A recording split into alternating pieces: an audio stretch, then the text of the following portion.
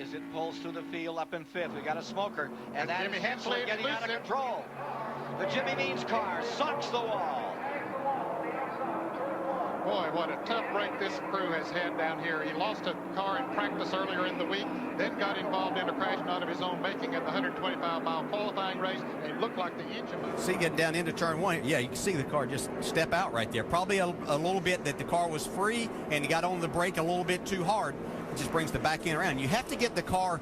You find now as they head into turn number 3 in the shade. Okay, and that is, yes, where they have to head into the shade. The sun is very low in the sky. Now, this is the first accident of the day, Al, as you know, and it involved none of the leaders. It is hard to see what triggered it, and there were no apparent really serious hits there. Jim Souter in the green car, just sliding out of view off the left-hand portion of your screen, was one of the men also involved. So we had Souter, we had Reagan, we had car 17 Sterling Marlin in your picture, and car 52 Jimmy Means. All of those fellas were running well. You know, when they first opened it, oh, look out! Oh, man! Tim Schendel in the 52 has a problem right in front of them. Once they get sideways again, and they touch, around they go.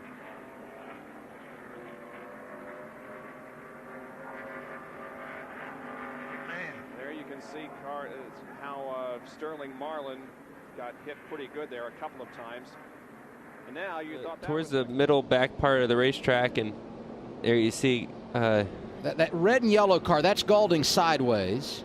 So these cars started wrecking off of turn 4 and didn't stop all the way. Pearson's machine, and it is trailing, leaking fluid as it goes back to the garage area near Pat Patterson.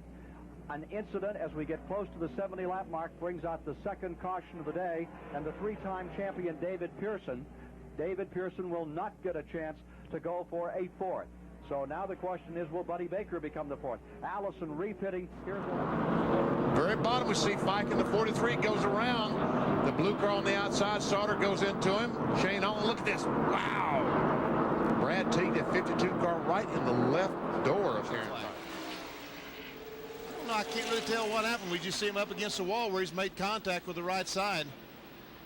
I believe he had a tire go down, didn't he? It could be the left front tire went flat on the car that caused it. Manufactured like that, but you can see everybody getting on the binders, try to figure out what they're doing. That's Cindric leading them. Looked like Josh Berry was going to come down. Justin Allgaier. It all accordion, clear from the front. And watch the 9 car in the center of the screen there. Bam! Gets hit in the back. He's got the wreck made. He's done a good job of staying out of trouble, and then gets hit from a car from behind. Heads up move from Austin Cindric and his team too, because you could see pit road closed, the light went on, and he immediately darted up from the lead. Obviously gave up. Ronnie's got some sponsorship on that car this week. Bush Auto Polish, and we have a crash. It's Jimmy Means hitting the wall in turn number 2. Jimmy had a crash in practice on. And she lost about 10 spots. Oh, we got trouble coming off of 2 already. Matt Kenseth is around a hard hit. Kenseth took a hard hit. Oh, we got somebody on their head. Donnie Nuremberg in 52 goes tumbling down the backstretch and then in the inside. Look at it. Jimmy Means had already spun into the wall, and you can see he hit the wall with the front end of the car, which tore it off, so it wasn't a head-on type of a lick. Swept it off. This is kind of where it started. Oh, man. Yeah, he was slow and looked like he got a tap by 51 car. Sent him up the racetrack. replay. You see his car slithering down to the inside. Jimmy Means' car was in it. You see his car coming to a halt. And also in it is Glenn Jarrett's car, resting up at the top of the picture there. 3 cars in bad trouble. Eric McClure is up on the inside of Kevin LePage and just gets into the left rear corner. And there's just no saving it here. You get spun, you're going to hit something at Dover, and ooh, hit something hard. Yeah, and the straightaways are banked so much also, it just doesn't give you a chance. There's no room back there. It's unfortunate for Kevin LePage. He was having You can see he's already gone spinning up in the wall. He does what's right, tries to keep it up against the wall, and then it starts to come down right in front of everybody. He's got the wheels locked up like you should, points the nose of the Pontiac, reverse steers it, comes to a stop. See, Regan Smith is one, comes to the inside. Wow, that was close.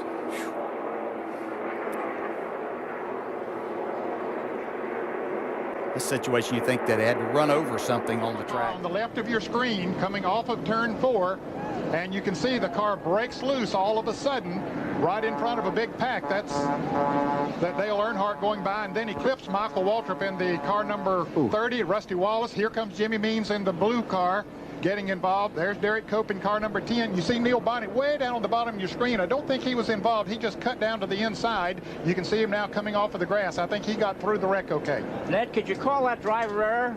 Well, I don't know. It looks wanting to make sure that the guy behind you staying in line. So there's just so much going on. Man, that was a big hit. Josh Williams took a hard hit in that front tire on the driver's side. But when you consider the impact, it would have been for Harrison Burton head first into the wall if he wasn't there. That could have been so difficult. Right now is Kenny Go. We've got a problem in turn number 9. Up against the wall, that is number 52, Jimmy Means. He's still not gone yet. He carries him way down.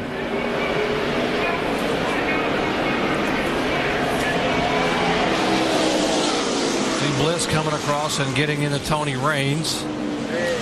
Petty going to the outside of Bobby Hillen Jr. in car number 8. Oh, and Hillen gets around. Richard Petty tags him. Bodine, the race leader, involved. Jimmy Means is involved. That's the big thing. You see just loose on entry there. Tried to gather it back up, but kind of sideways here. A lot of times, June, you have to jump out to keep them running over that car in front of you. Your car will just jump for about a half a lane. I'm telling you, Reed Sorensen was completely underneath Justin Allgaier's car.